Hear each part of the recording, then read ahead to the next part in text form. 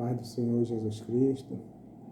Vou deixar um versículo aqui da palavra de Deus, que ela se encontra no livro de Êxodo, capítulo 2, versículo 6, somente o versículo 6, para não tomar muito tempo. E diz assim a palavra do Senhor: E abrindo-se, viu o menino, e eis que o menino chorava. E moveu-se de compaixão dele, e disse: Dos meninos dos hebreus é este. Glória a Deus, aleluia. Aqui está, né? Tomar um cafezinho para poder olhar a palavra.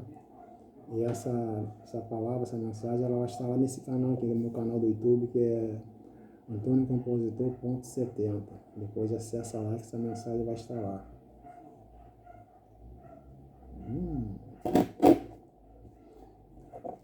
Bom, para começar essa palavra, nós vemos que houve uma fome no tempo de Jacó. José ele tinha sido vendido para o Egito pelos seus irmãos e ele agora está num palácio de Faraó. Ele agora é o segundo no Egito, abaixo de Faraó. E houve uma fome no tempo de Jacó. E Jacó, então, ele vai enviar os seus filhos a sair a procurar comida e seus filhos vão parar no Egito. E ali eles vão encontrar comida no Egito. Eles, então, vão voltar com alimento para ele sua terra, para seu pai, e depois eles voltam para o Egito. Quando eles voltam para o Egito, ali eles são presos por José, algum deles, e José ele pede para que fosse então e trazesse ali o pai, para José poder ver-se ali seu pai. E eles então eles vão buscar então Jacó. Jacó então ele sai da terra de Canaã e ele vai então em direção à terra do Egito. Ele vai com uma comitiva de 70 homens ali, ele vai com fazenda, ele vai com tudo ali. E a Bíblia diz que quando ele chega no Egito ali, eles já conheciam que eles eram José, e eles vão ficar ali então na terra do Egito. Então o tempo vai passar, outros faraós vão vir, Jacó ele vai falecer, José vai falecer, seus irmãos vão falecer, ali vai vir uma outras gerações, outros faraós. E a Bíblia diz que levantou-se um faraó a qual não conhecia José. E esse faraó, qual não conhecia José, ele viu que o povo hebreu ele estava crescendo ali na terra do Egito, e ele estava com medo de se vir uma guerra e esse povo fosse se alinhar ao povo inimigo e ali viesse destruir ali o Egito. Então o faraó vai colocar dura servidão sobre esse povo. E ali a Bíblia diz que quanto mais eles trabalhavam, mais eles cresciam. Eles trabalhavam ali em construção de barro, em tijolo. E a Bíblia diz que o jugo era muito grande, que a aflição deles era muito grande. E o faraó ali fez eles levantar duas cidades, a cidade de Pitom e a cidade de Ramassés. E a Bíblia diz que eles então levantam essas duas cidades de Pitom e Ramassés, e o povo continua crescendo. E a Bíblia diz que então o faraó vai ver que não está adiantando nada, vai colocar o que? Vai colocar uma ordem, uma lei ali no Egito, ali, para que todo menino que viesse nascer, eles tinha que ser morto. E ele deu uma ordem esparteira, ó. Toda criança que vinha com homem, menino, matai-o. E todas as meninas, for menina, deixai viver. E a Bíblia diz que essas duas parteiras, uma chamada Cifra e a outra chamada Puar, elas não obedeceram ao faraó, elas desobedeceram a ordem de faraó, colocando a sua vida em risco. E os meninos, ela deixava viver. O faraó viu que não estava adiantando nada, que algo estava dando errado, e ele foi conferir, perguntar o porquê que essas duas mulheres ela não estavam ali obedecendo, porque os meninos estavam nascendo. E ela ousadamente falou: as hebreias não são como as egípcias. Quando nós viemos aqui para fazer o parto, as crianças já tinham nascido. E a Bíblia diz que então essas mulheres elas ganharam casa por obedecer a Deus, não obedecer ao homem. Nós temos que obedecer primeiramente àqueles que nos formou e nos criou. Aqueles que nos trouxe a vida, fôlego de vida, aquele que nos cura, aqueles que aquele que nos traz a proteção, nos dá o livramento, é esse que Deus que nós temos que servir e obedecer. E a Bíblia diz que um homem da casa de Levi, ela se casou-se com a filha de Levi. E a Bíblia diz que essa mulher, ela teve um filho.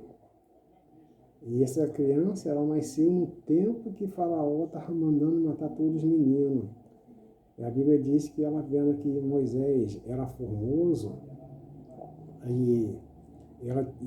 ela se escondeu por 3 meses. A Bíblia diz que ela não podendo mais esconder por 3 meses, aleluia, ela então vai pegar essa criança, ela vai colocar dentro de uma arca, fazer um jugo ali, vai forrar aquela arca ali com betume ali e vai botar a criança dentro do rio.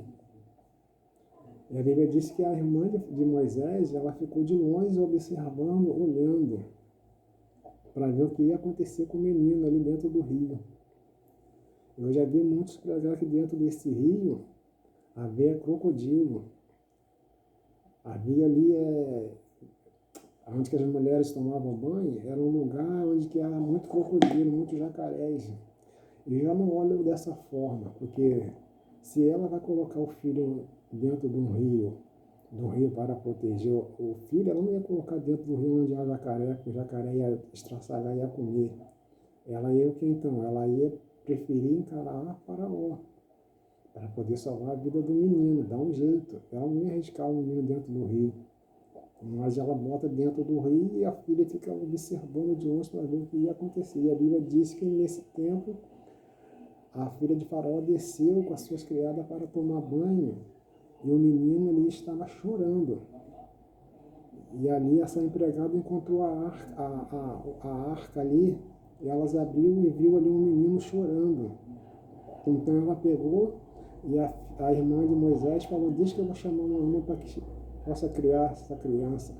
E ela foi chamar a própria mãe. E a própria mãe recebeu salário para cuidar de Moisés. E aqui nesse texto que eu venho aqui falar é sobre um menino que estava chorando. Muitas vezes nós temos que chorar, abrir a boca, clamar diante de Deus naquilo que você está passando. É necessário que você venha chorar aos pés de Deus, clamar, porque se você não abrir a boca para clamar diante de Deus, ninguém vai te escutar, ninguém vai te ouvir. Se você ficar em silêncio, ficar calado, as coisas vão estar acontecendo e vão estar só se piorando, entendeu? Você vai estar só se moendo por dentro e muitas vezes você vai ficar isolada, entendeu? Não querer falar com ninguém, não querer ver ninguém, abandonando o emprego, abandonando os amigos, abandonando as igrejas, porque você está calado e algo dentro de você está só crescendo. Então é necessário que você venha chorar para que alguém venha te escutar e venha te socorrer. A Bíblia diz que o menino estava chorando. Então a filha de Faraó, aleluia, então a filha de Faraó, junto com a criada, ouviu o choro da criança. E quando abriu aquela arca, tirou de dentro do rio, aleluia, Moisés estava chorando. Ela viu que era uma criança, aleluia.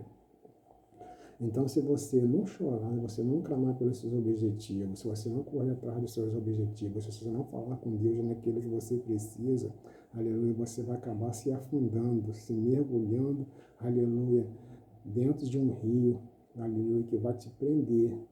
Então, o momento de você clamar, chorar diante de Deus é esse.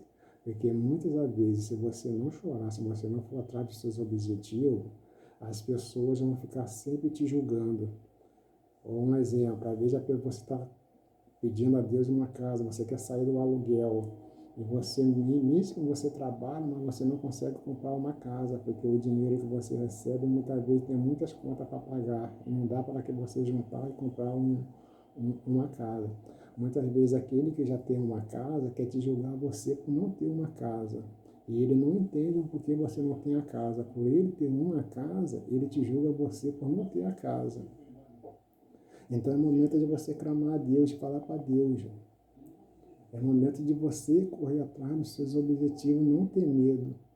Muitos não conseguem por causa do medo, por causa não conseguem insistir. Ele prefere se recuar, ele prefere ficar calado no canto do que começar a chorar, para que alguém viesse ouvir o barulho do choro. Quando você começar a falar com Deus, chorar na presença de Deus, Deus então ele vai agir ao seu favor. Não é a pessoa que alguém que vai escutar, está ao seu lado, mas o próprio Deus. Lembra da oração de Ana? Ana chorava aos pés de Deus, até ela não conseguir mais ter voz para falar com Deus. O lábio de Ana ela só se movia. Ele perguntou: por que você está embriagada? Ela vai dizer: eu não estou embriagada. Aquilo era clamor, sofrimento de orações, de falar com Deus. Até que um dia Deus ouviu as orações dela e ela teve um menino chamado Samuel. E foi uma bênção na vida dela, foi uma bênção para o povo de Deus, foi uma promessa, foi um escolhido. Então você é uma promessa de Deus, você é um escolhido. Abre a tua boca, clama, aleluia, que Deus ele vai ouvir. Não fica em silêncio, não fica em silêncio diante de Deus, fica em silêncio diante do homem. Fica em silêncio diante daqueles que estão te acusando, te apontando, mas diante de Deus não fica em silêncio. Clama, chora na presença de Deus, bate o pé, faz barulho, entendeu? Mostra que você, aleluia, está realmente confiando em Deus. E assim eu deixo essa palavra no nome do Senhor Jesus.